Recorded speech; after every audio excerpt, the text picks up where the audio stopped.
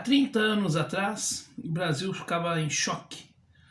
Em meio a um processo de impeachment do presidente, então presidente Collor, o assassinato de Daniela Pérez chocou o Brasil.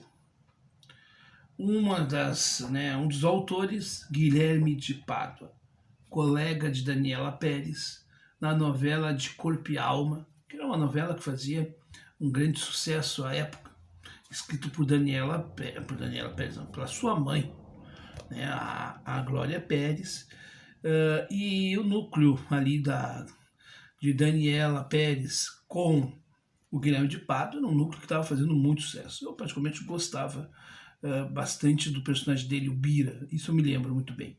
E tinha um núcleo cômico ali também com a presença de Eric Johnson, por exemplo.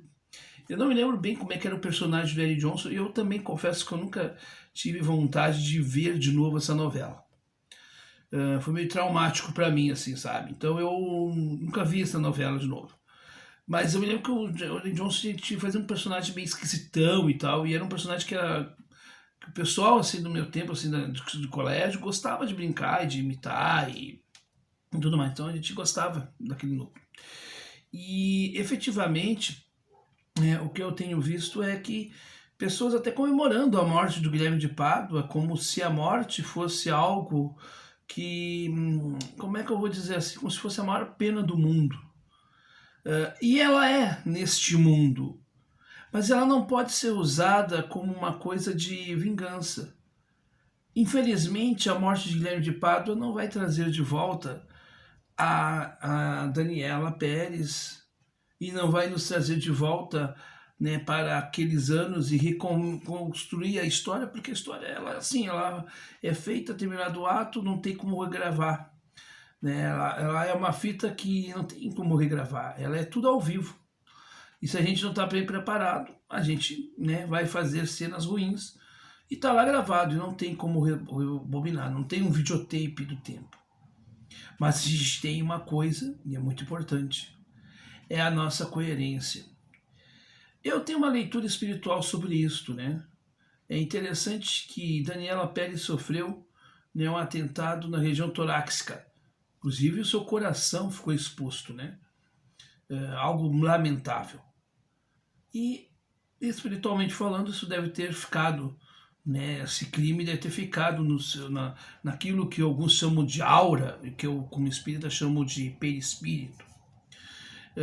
Registrado isso, né? E provavelmente seja esse o motivo, né, do falecimento de Guilherme de Pádua pelo coração, justamente na região onde Daniela Pérez foi atacada e violentada, levando à morte dela. Eu acho que a gente não precisa, é claro, ficar aqui chorando, porque de fato Guilherme de Pádua foi um homem cruel, perverso, fez um crime nojento.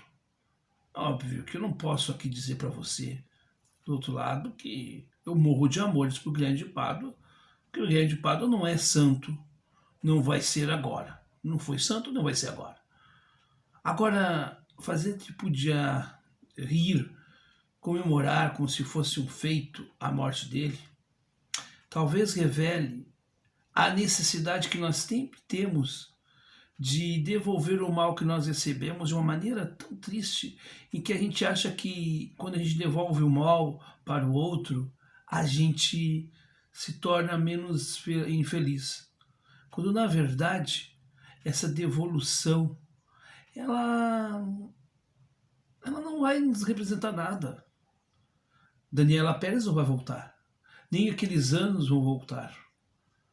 Ali terminou um ciclo. E não cabe a nós ficarmos julgando espiritualmente A, B ou C. Evidentemente que nós temos que repudiar o ato de Guilherme de Pádua.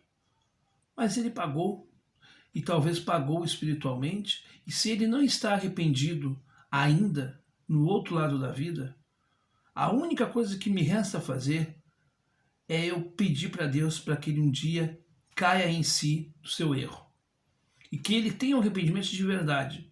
Porque até então me parece, e eu também não posso prever isso, não posso falar pelos outros, né, que infelizmente o seu arrependimento não foi tão verdadeiro assim. Me parece que ele tinha mais um verniz religioso do que de fato uma espiritualização. Agora, isto acontece com muita gente, não é só com Guilherme de Pádua. A gente às vezes pensa que julgando o outro e sentenciando o outro, a gente vai se purificar daquilo que nós mesmos podemos ser julgados. A questão que eu quero colocar neste conteúdo, e especificamente nesse conteúdo, é que a gente, infelizmente, não aprendeu que os males desta vida tão terrível, os males que nos machucam, são aprendizagens para não nos tornarmos piores, mas para entender que o processo, qualquer que seja, tem seus traumas, suas dores, mas as dores não podem fazer com que a gente perca a ternura, a alegria e a leveza que a vida da consciência em paz pode nos levar.